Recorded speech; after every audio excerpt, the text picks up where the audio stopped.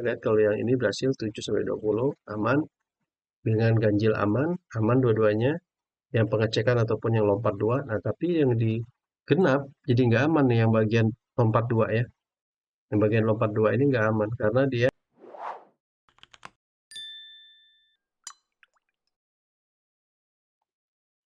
Assalamualaikum, halo Sobat OSL, jumpa lagi dengan Bang Rajo di channel YouTube One String Lab di playlist tutorial C++ untuk siswa SMA dan SMK. Pada playlist ini, Bang Rajo akan mengajarkan bahasa pemrograman C++ secara perlahan-lahan agar dapat dimengerti oleh para pemula. Pada video kali ini, Bang Rajo akan menjelaskan cara menampilkan deret bilangan. Oke, langsung saja kita mulai. Oke, pertama-tama kita buat file dulu, seperti biasa. Oke, kita save dulu dia. Oke, 19 bilangan.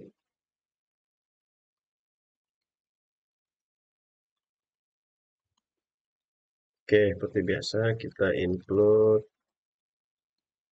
Ustream. Kemudian kita tampilkan, bikin itu dulu ya, apa namanya, using namespace-nya. Aduh, hilang.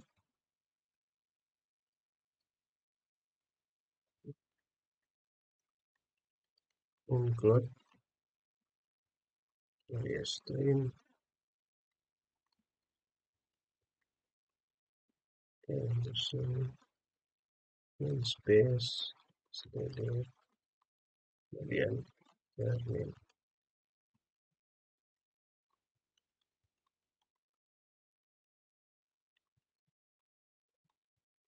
Return. Oke, sekarang kita perlu satu variabel, misalkan integer i.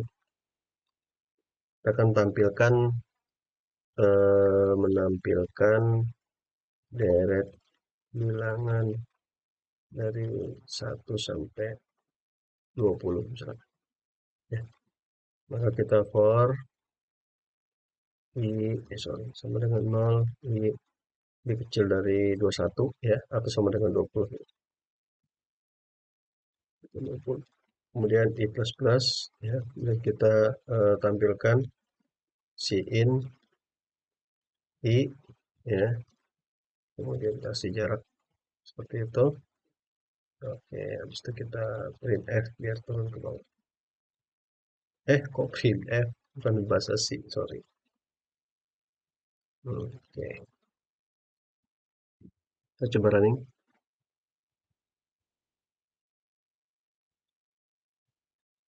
Kenapa ini? Oh, using names. Oh, Sapanca lagi namespace. Ya, si out now, sorry, si out. Oke, nah ini kita akan keluar tampilan seperti ini ya. Nah, jadi dia akan menampilkan deret bilangan dari 0 malah ya, bukan dari 1, 0. Dari 0 sampai 20 ya. Sekarang bagaimana kalau dari 1 sampai 20 Bang? Maka kita dari 1 di sini ya. Biar 0 yang nggak ikut. Oke, kita ulang lagi. Kita running lagi. Maka hasilnya seperti ini. Dari 0 sampai 20 ya. Dari 1 sampai 20. Oke, selanjutnya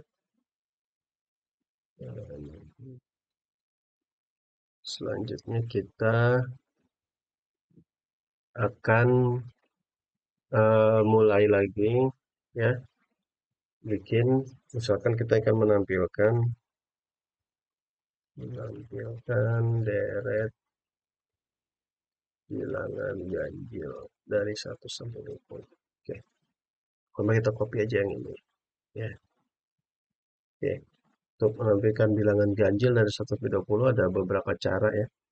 Pertama kita buat i-nya itu mulai dari 1, berarti kan bilangan ganjil jadi 3, 4, jadi 3, 5, dan seterusnya.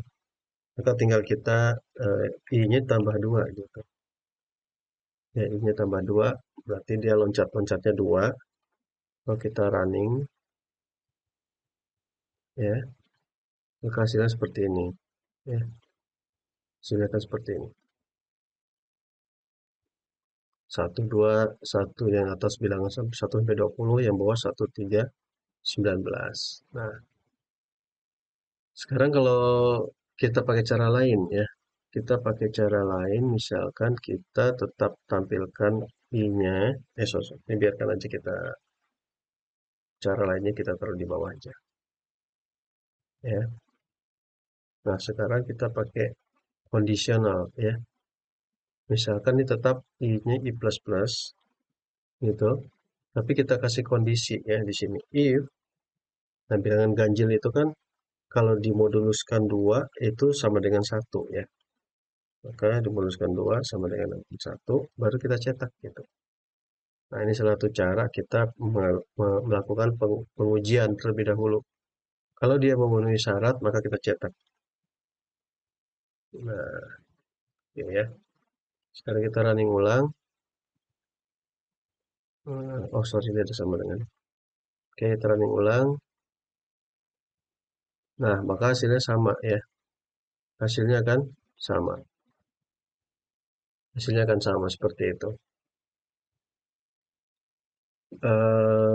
Jadi yang atas ini kita loncat satu-satu mulai dari 1, sedangkan yang bawah ini kita mulai dari 1 sampai 20, cuman kita lakukan pengujian. Apakah dia lebih bisa jika dimoduluskan 2 sama dengan 1, berarti kan dia bilangan ganjil, maka kita cetak gitu ya. Nah, sekarang bagaimana kalau kita ingin menampilkan bilangan genap ya? Menampilkan dari bilangan genap.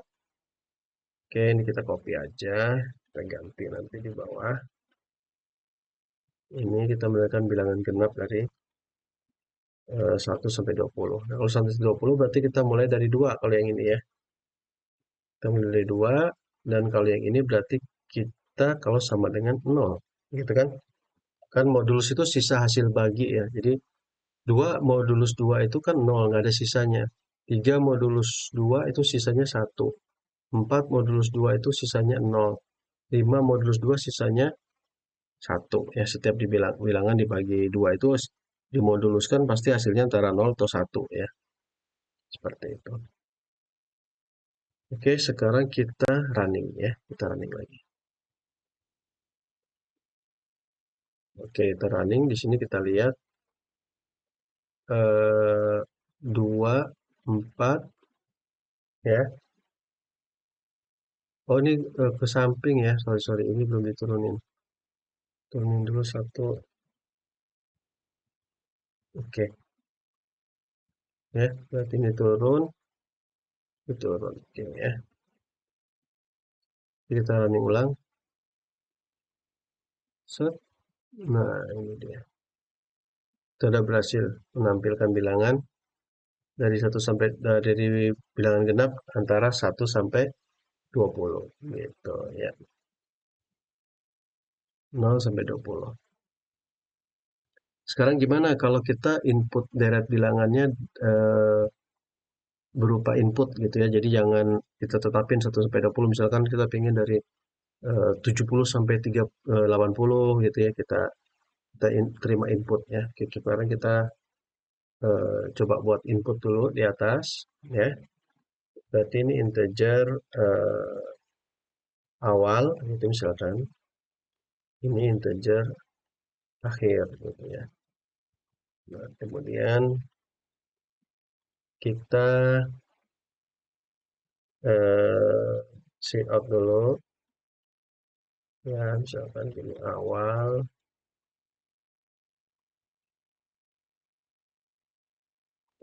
itu oke.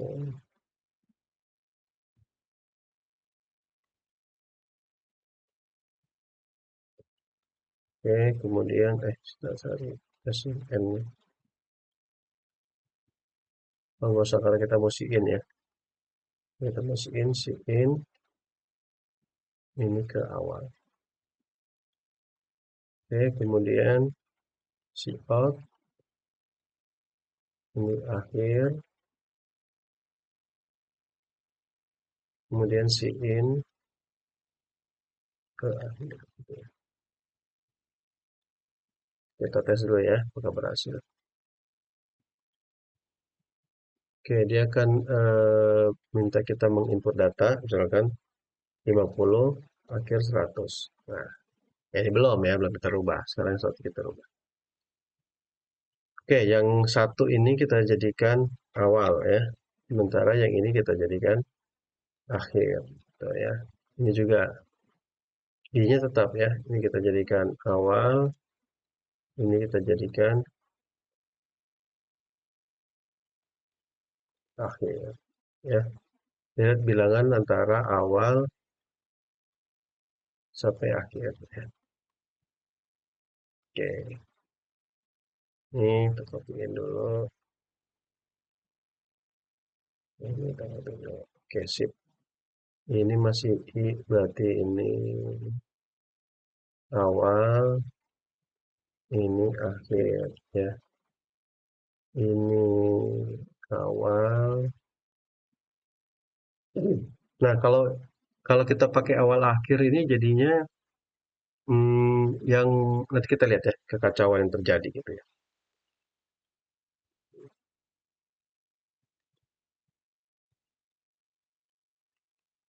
Oke, ya kita mulai. Misalkan kita mau bikin awalnya dari 10, akhirnya dari 30.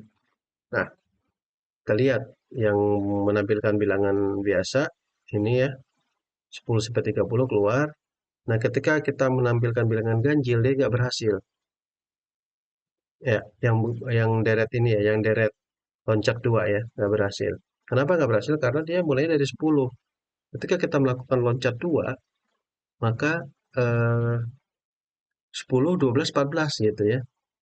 Nah, tapi yang untuk dengan pakai kondisi pengecekan ini berhasil karena dia memang pakai dicek. Ya, kamu bilangan ganjil bukan? Kalau bilangan ganjil tampilin, kalau bukan ya jangan ditampilkan. Jadi berhasil ya 11, 13 dan 9. Nah, kenapa ini kebetulan berhasil bilangan genapnya? Karena dia mulai dari 10 gitu ya. Kalau dia mulai dari 11 juga gagal nih bilangan genapnya nih. Di 11, 13 juga. Tapi dia berhasil di bagian sini. Nah, sekarang kalau kita coba mulai dari bilangan ganjil. Ya, kita buktikan bahwa yang ngaco bakal bilangan genap gitu ya. Kita mulaikan dari 7 gitu sampai 20 aja deh. Nah, kita lihat kalau yang ini berhasil 7 sampai 20 aman. Bilangan ganjil aman, aman dua-duanya. Yang pengecekan ataupun yang lompat 2. Nah, tapi yang di genap jadi nggak aman nih yang bagian lompat 2 ya. Yang bagian lompat 2 ini nggak aman karena dia tidak berhasil. Maksudnya loncat 2-nya 7, 9 kan mulai dari 7. Tapi kalau yang ini, yang pakai pengecekan dia aman. Dia tetap 8, 10, 12, 14, 16, 18, 20 karena dia pakai cek. Nah, jadi nanti kalau Sobat WSL mau bikin deret bilangan yang di awalnya ditentukan oleh user dan akhirnya ditentukan oleh user, pastikan kita tepat ya dalam kondisi apapun apa namanya hasil yang kita hasil yang kita harapkan itu keluar dengan baik dengan sesuai dengan apa yang kita inginkan ya. Jadi ingat ini kita lihat kasusnya ketika dia mulai dengan ganjil maka yang menampilkan bilangan ganjil dengan lompat 2 berhasil. Tapi bilangan genap nggak berhasil karena dia lompat 2, 7, 9 jadi nggak ketemu ya bilangan genapnya. Tapi untuk yang kode yang melakukan pengecekan itu dia berhasil menampilkan bilangan dengan baik, baik dia mulai dari ganjil maupun dia mulai dari genap. Ya, kita lihat lagi kodenya ini ya, ini yang lompat 2, ini yang pakai proses pengecekan, ini yang bilangan genap lompat 2, ini pengecekan. Oke nih, nggak Bang Rajo benerin, biarin aja sebagai kita lihat pembelajaran bahwa kalau kita pakai proses pengecekan lebih akurat ya, eh, da- lebih kuat ya tahan terhadap data yang diinput ya. Jadi dia lebih bisa menampilkan data yang sesuai dengan yang kita inginkan ketimbang yang kita loncat 2. Sementara kita tidak tahu mulainya dari berapa gitu ya. Ya, oke. Semoga Sobat OSL suka dengan video ini. Silahkan berikan komentar dan saran di kolom komentar. Jangan lupa like, share, dan subscribe agar tidak ketinggalan video-video terbaru dari One String Lab. Karena video selanjutnya akan mengenai belajar C++. Sampai jumpa di video selanjutnya. Salam sehat, salam OSL. Wassalamualaikum.